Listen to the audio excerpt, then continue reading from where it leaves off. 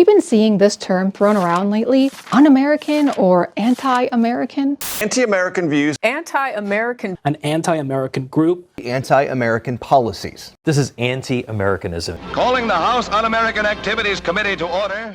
It's straight from the 1950s Red Scare, when Republicans and Democrats wielded this term to crush dissent and brand critics as traitors. But where did this phrase come from? What does it even mean? And why is it back? The term anti-Americanism has a longer history than many assume. According to historian Brandon O'Connor, it first appeared in European writings in the 19th century, often used by travelers and commentators to describe resentment or criticism of American cultures, manners, and politics. But it wasn't until the mid-20th century that anti-Americanism became a political category to label ideological opposition to American foreign policy and capitalist values. And then American politicians began using it against their own constituents too. Now, one of the earliest expressions came from Ole Hansen, former mayor of Seattle, in his 1920 book Americanism versus Bolshevism. Hansen wrote this book after the Seattle General Strike, when over 65,000 workers walked out and shut the city down for 5 days. In it, he framed Americanism as obedience and sacrifice, writing that the real American believes in putting more into the government than he takes out of it.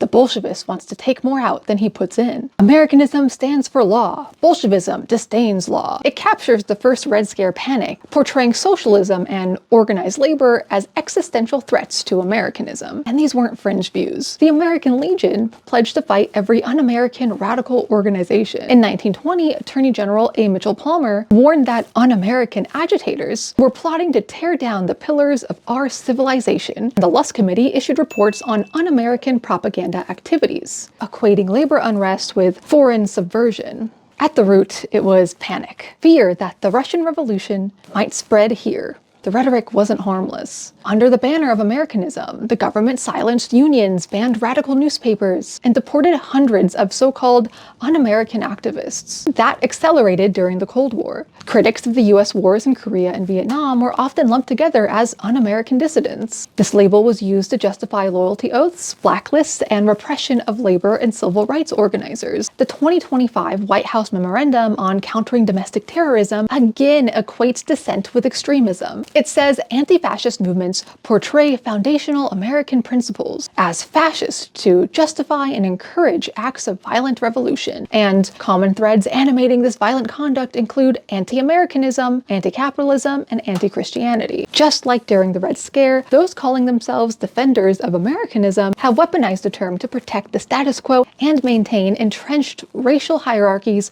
corporate power, and surveillance.